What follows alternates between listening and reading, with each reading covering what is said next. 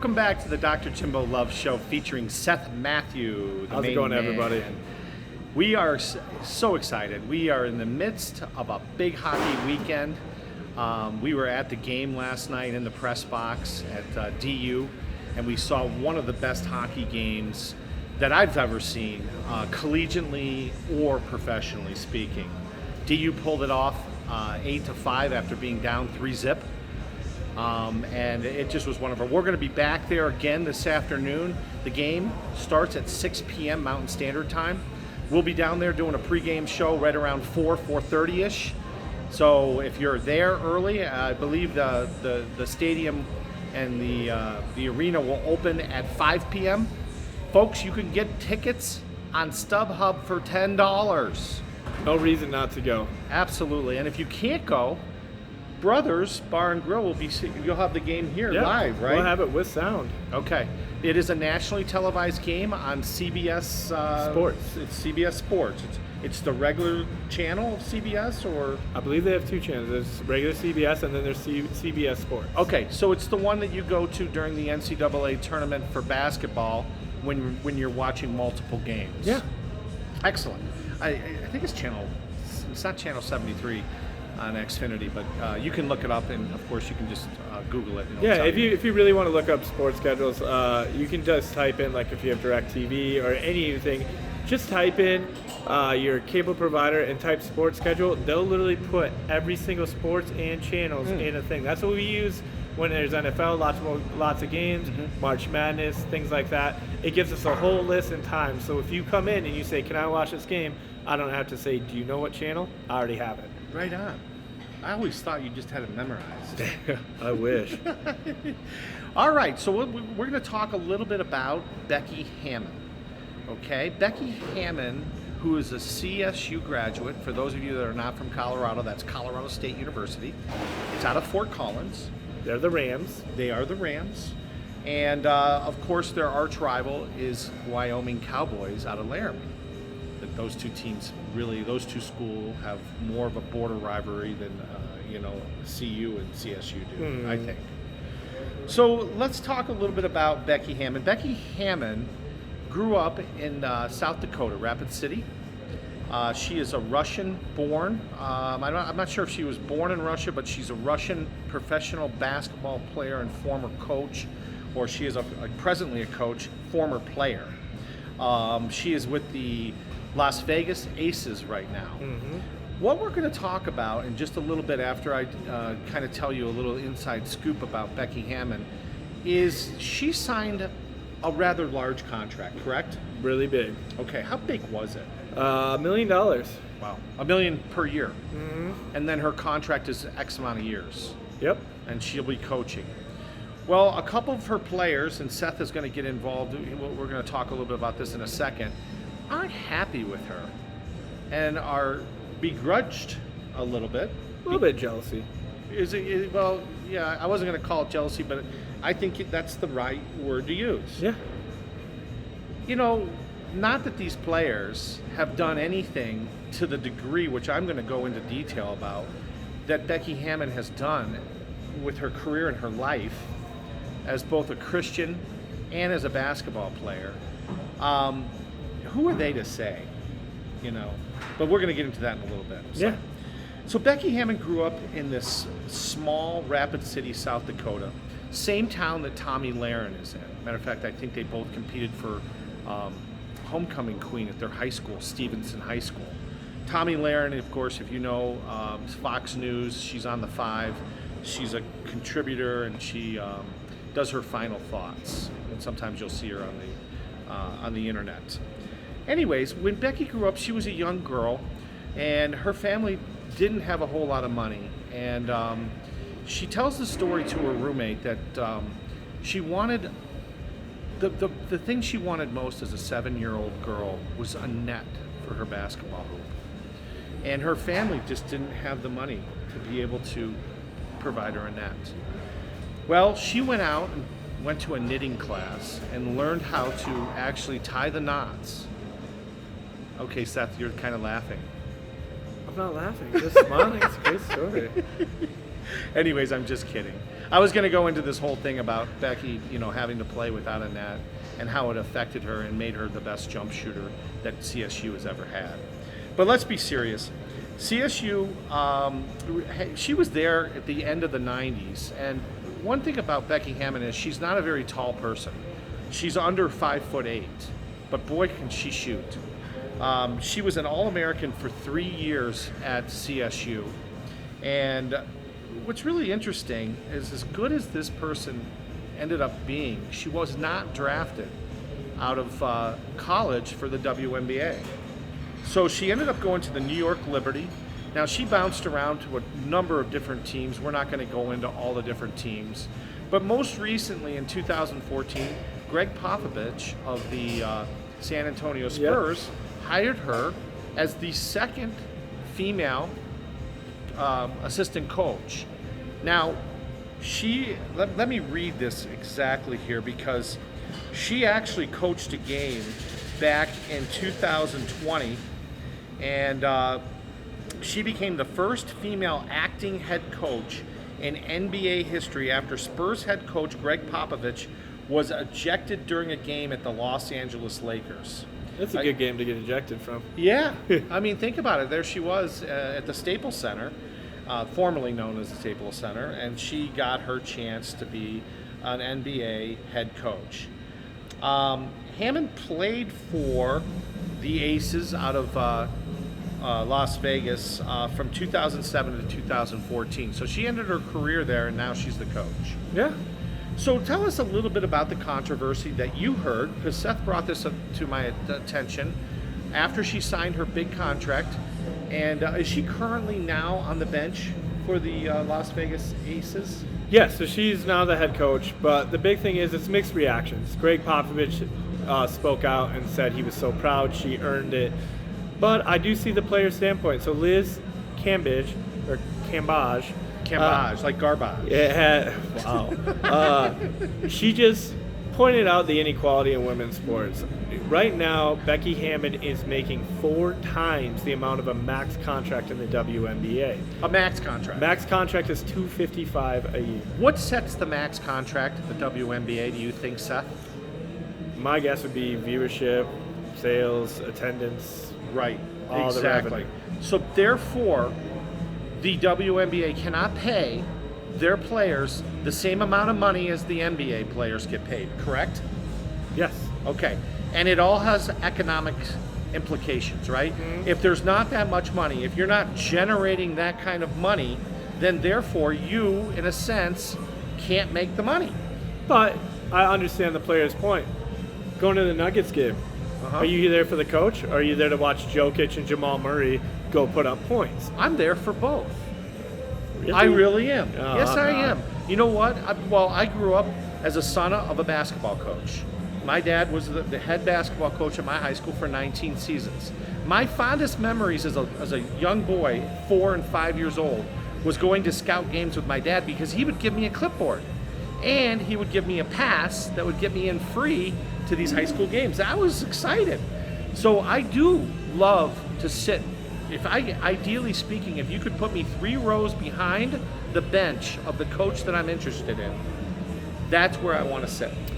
See, my biggest thing is if I'm going to go to the Brooklyn Nets game, as much as I love Steve Nash and his playing career, I'm there to see James Harden, Kevin Durant, Kyrie Irving. I'm there to see the stars now. When you're watching a basketball game, when somebody's driving the lane about to go for a dunk, are they focused on the coach, or are they focused on the player? So the players are the ones that people are doing the viewership for. They're not buying coaching jerseys. But the coaches are what make the team win. So if your team sucks, how many people want to come watch a game? that kind of probably changed when the super teams came into the NBA. Yeah, but, I agree.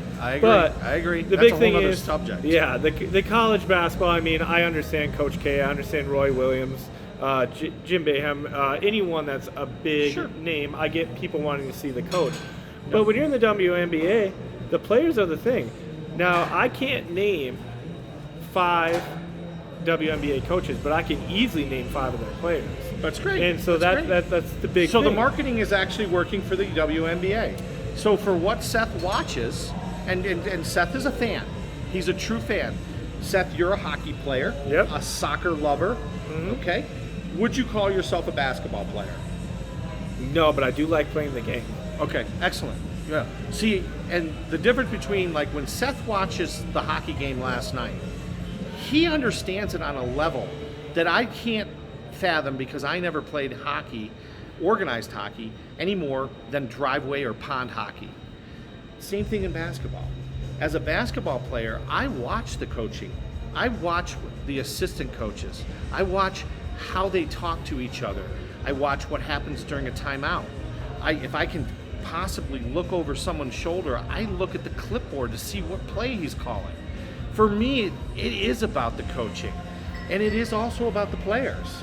But, you know, that's this fundamental difference between people, and that's just my, you know, and I can completely understand because the game is played between the lines. And really, the coaches are not supposed to really be in between those lines, although they are. Yeah. So go ahead. Well, continue. and I think the big Continue. thing that Liz is trying to come out with is it's not that she's mad that Becky Hammond is getting paid. She's mad at the discrepancy of pay because she's making basically what a max that is literally almost the entire salary cap of a WNBA team that a coach is being paid. Is $1 million.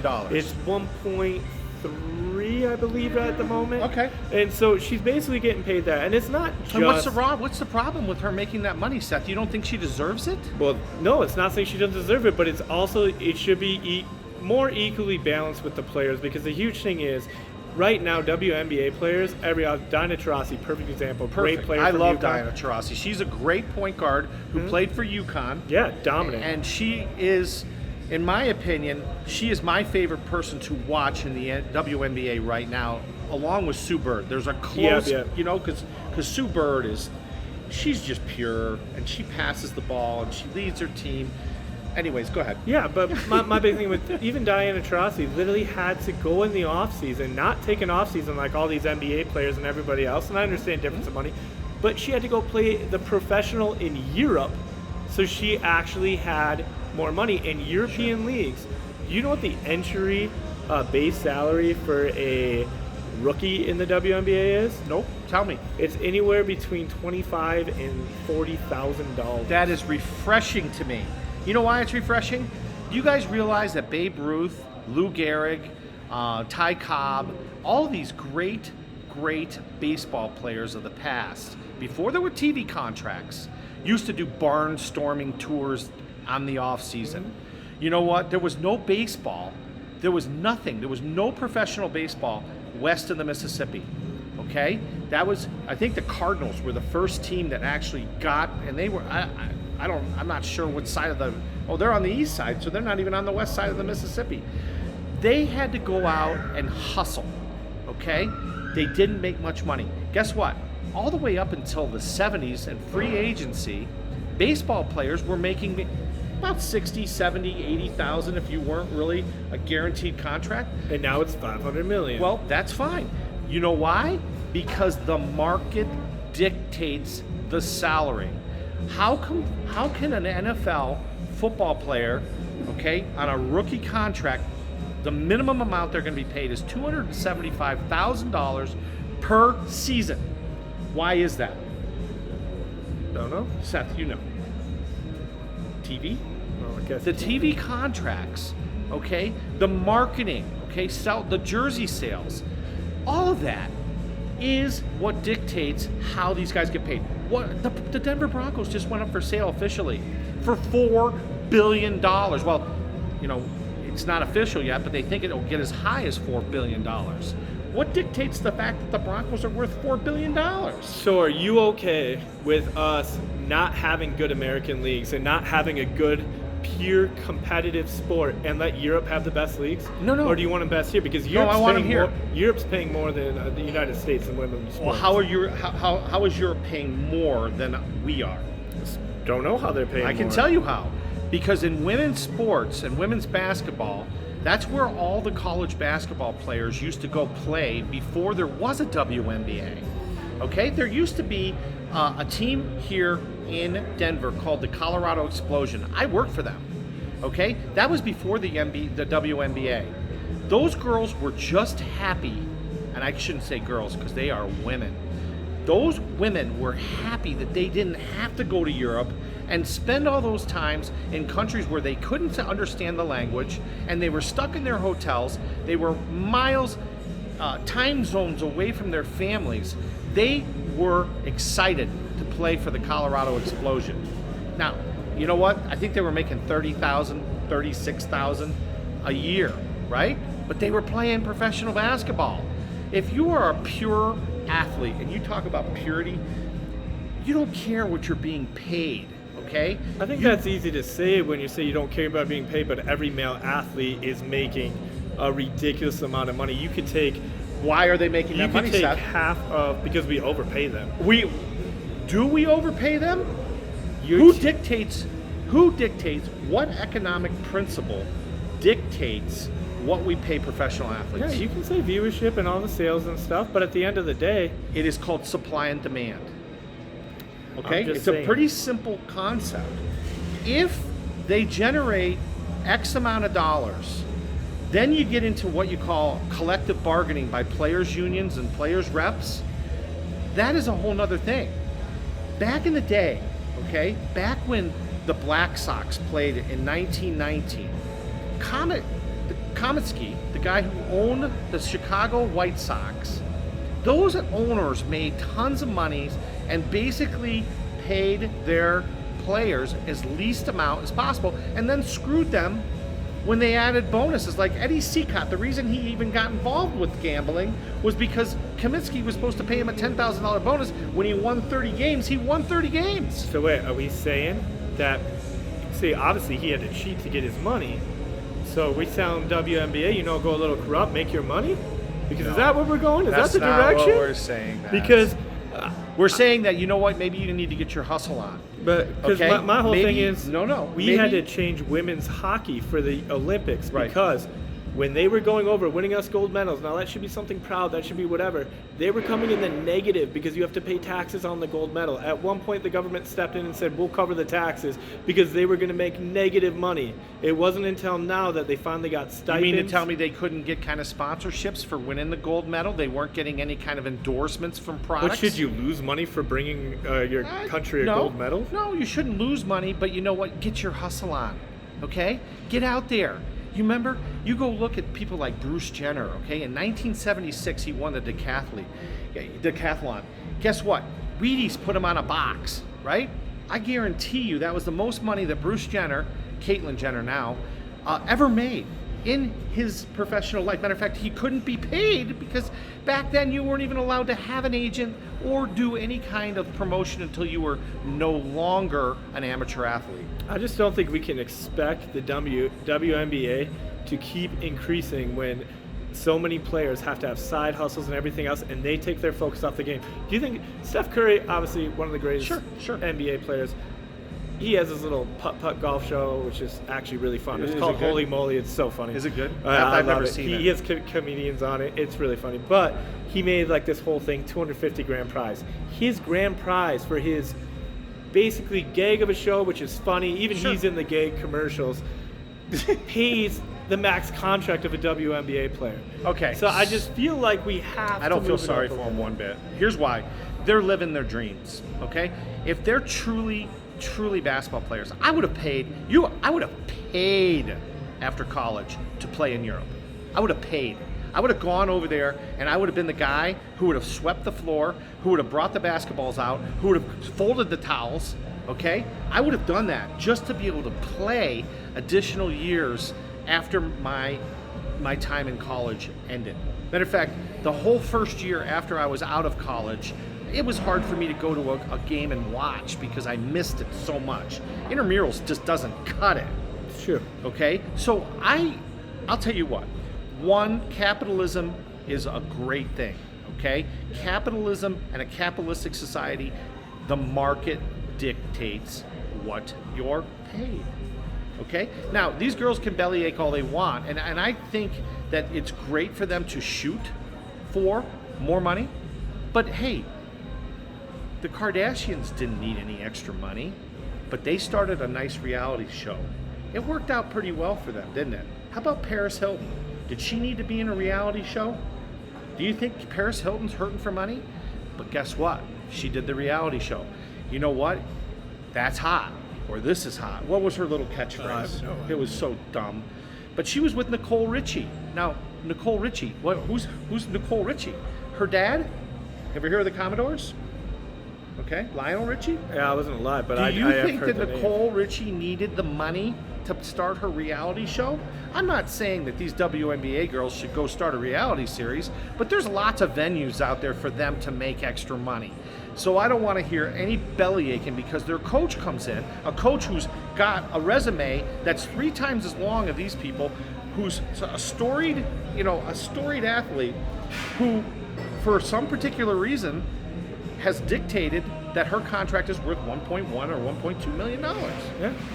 So, girls, women, and ladies out there, if you want to make more money, hey, we live in this country called the United States of America. It's a pretty good place. And you know what? It doesn't hurt you to go get another job. It doesn't hurt you to go out and promote something. It doesn't hurt you to run a basketball camp. But if okay? you're going to be a pro, you shouldn't have to get another job. That's like Who saying says? That's saying okay, so you're okay with the teaching wages out there, and that they should have to get side hustles, or hey, my parents were teachers. That's a bad So were subject to bring mine, up. but Guess what? mine were too. Guess what my dad did? My dad ran a recreation program and a swimming program where I learned how to teach swimming lessons, and he went out and built houses. My mom, she taught summer school every single summer. Hey, you know what? People take teaching gigs. They think, oh, wow, this is cool. I'm going to have my summers off. Guess what? They find out the reality is, and they should know this when they go to college, you check and find out what your expected salary is, and then you take your medicine and you accept your paycheck, or get the hell out of it and go find something else to do. Go sell real estate. Go be a mortgage broker. There's lots of money in those. Trust me, I've done it. Except for, I mean, they could always do what I could everybody become a else general did. manager at a bar. as much as we say that they should go, I mean, let's be real. Yeah. The NHL, did they get paid the same? No, they locked out a whole season. Yeah. Is baseball happening this season? I don't know. Yeah. Because there's a lockout. So if you don't want to do all this extra salary, walk out. Yeah. But hold the league ransom because you can get paid. Sure. The men's sports have proven it. Yeah, the women's USA Olympic team has proven it. Now be careful. They got quadrupled. Be careful because if you remember what happened with hockey, hockey had a chance, okay? They had some major contracts in the 90s before they did their holdout. And then they held out. You know what everybody said? You know, I'm not really that interested in the hockey after all. And it took them years to be able to build back to the same viewership that they had before they walked held out. out in 2000. Was that them or was it the 8. baseball team? NHL walked out in 2007 or Okay, 8. so I'm wrong decade, but same concept. Same thing happened with baseball, okay? They talk about baseball all the time. Remember when baseball quit and they didn't have a World Series one year? Mm-hmm. Okay, it took the fans. The fans were not happy. And the fans, it took them a number of years before they ever got back into it. Matter of fact, it was Sammy Sosa, okay, and Mark McGwire, the steroid brothers, that really brought people back to baseball in 1998. How'd you forget Barry Bonds? Well, Barry Bonds was there with them, but it was Sosa and Mark McGwire and their home run chase in 1998 that finally brought people back to professional baseball. So there's a two-edged sword. The American people are fine, but just remember, the money that you're making as a professional athlete is so much more than most, probably 75, 80% of all of us hardworking stiffs out there. So I don't feel sorry for them one bit. You don't like it? Go get a job, okay? You don't like that your coach making more money? Tough shit, you know? And I'm sorry I sweared, but I really adamantly hate when people say, I don't make enough money. In this country, you can go out and do whatever you want and make as much money as you want. We are the land of opportunity.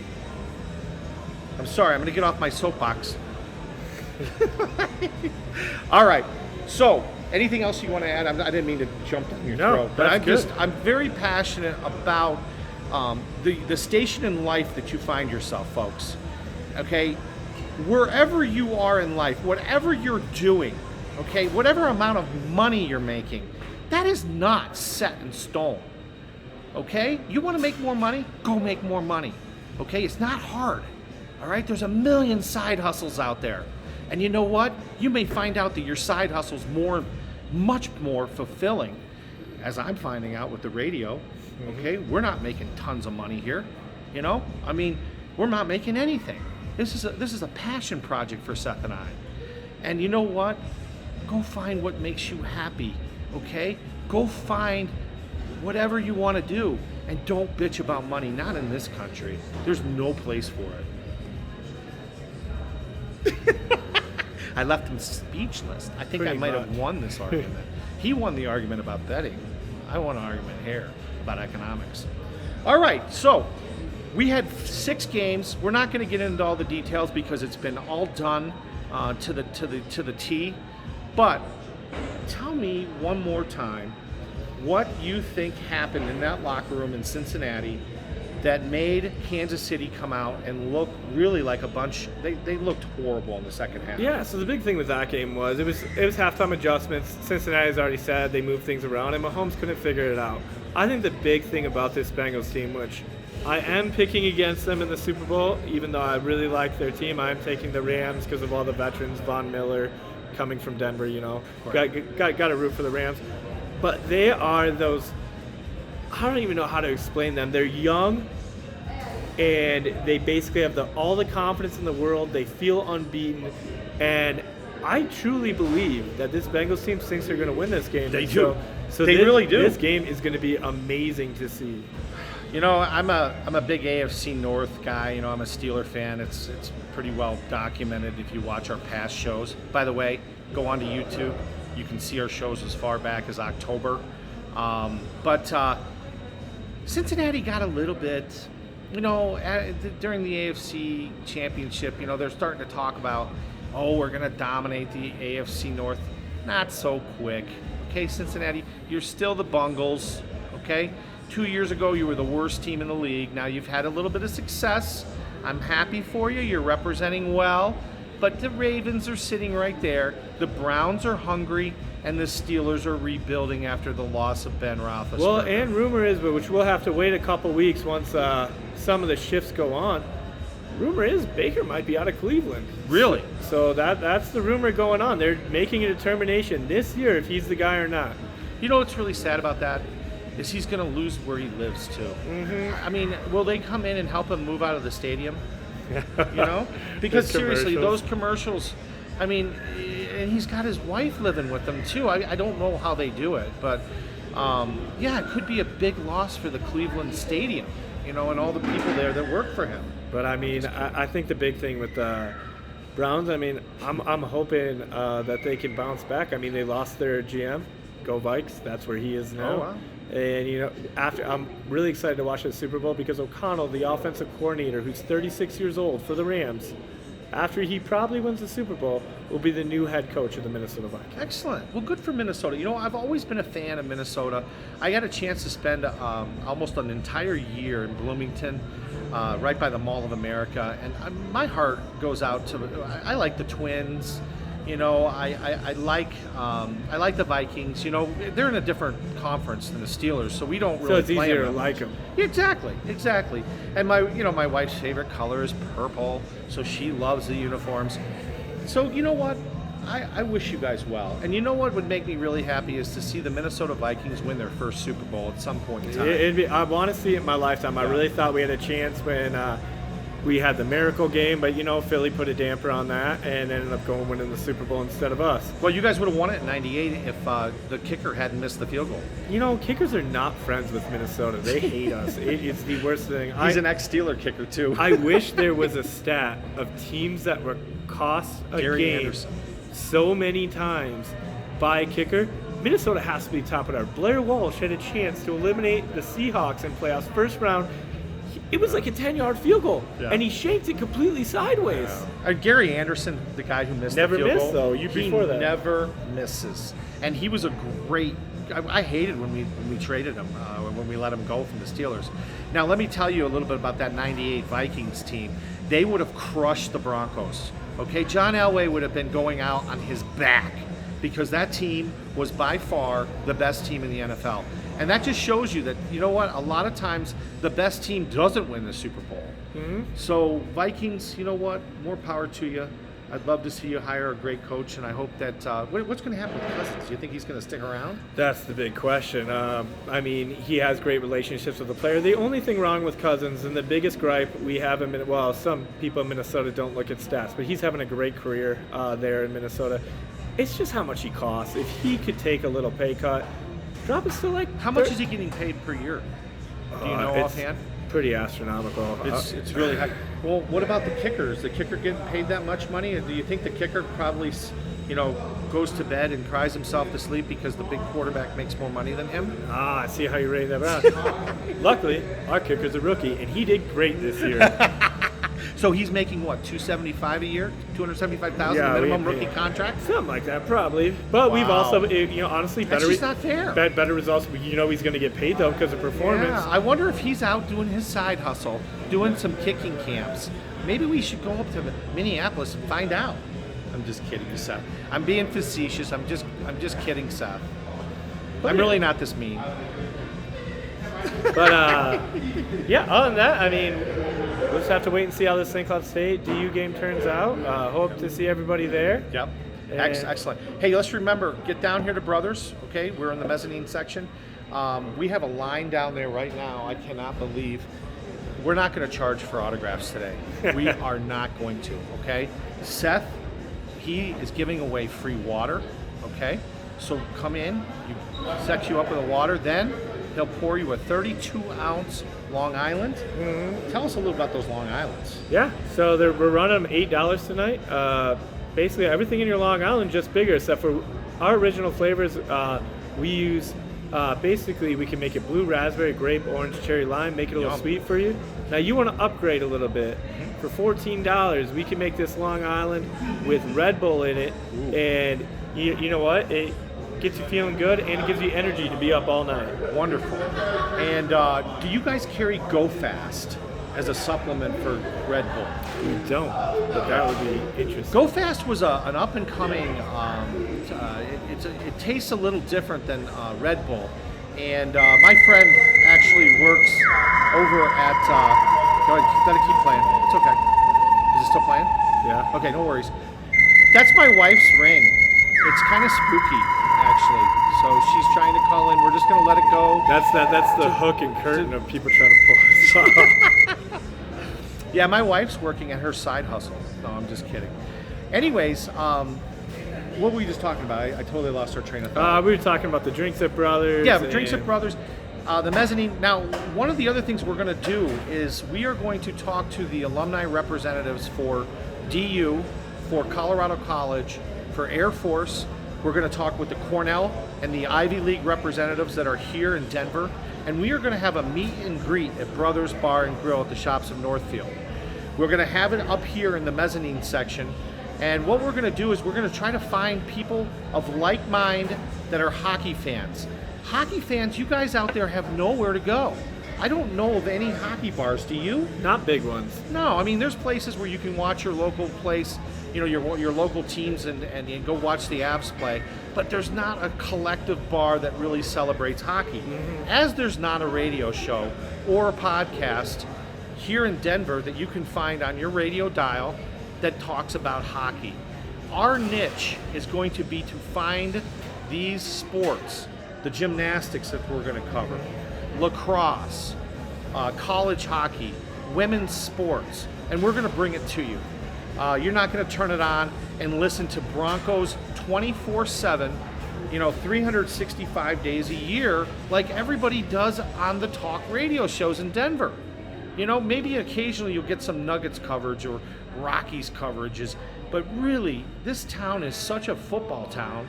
And if you talk to any, Jim Rome came into town probably 12 years ago, and I was lucky enough to talk to him. And he turned to me and he goes, this town is what you call a football town. Mm-hmm. And these are guys that are nationally syndicated. It's not to be a bad thing to be labeled that, though. No, but I mean, 24 hours a day, 365 days a year, Broncos.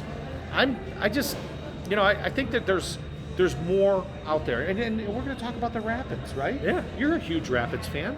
I love the Rapids. They just made a big trade right before the start of the season, and season starts here in a couple weeks. No kidding. Not a lot of time off. And we literally could take our bikes and ride up to the stadium from where we're sitting right now. Oh, yeah.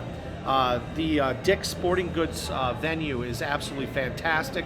If you get a chance to go see a concert there, it's really a good venue. And if you get a chance to go see the Rapids were the best team in the what are you? Is it the MLS? MLS. Yes, they were. Unfortunately, they got beat in the first round of the playoffs, but that's okay. That team is that team intact? Yeah, minus our captain. We just traded away a longtime veteran, but we got paid for him, so it was great. Okay. Well, we're going to end a little bit early today. We're right about 35 minutes, so no big deal. Again, meet us down at the game today at Magnus Arena at 6 p.m. DU will be playing against St. Cloud State University. Anything else that you want to add? No, hope to see everyone down there, and you know what? You're in store for a great hockey game tonight. And I apologize, Seth. I was a little intense. You get me talking about economics, and I go a little crazy. So, folks, I'm sorry. I love our country. I love the fact that you can make as much money as you want here, and I just hate hearing people whine. Okay? Whiners. Oh, I don't make enough money. Well, go do it. Go make enough money. Enough said, okay? All right, folks, come on back and see us. We'll be back tomorrow at the gymnastics meet. Yes, we will.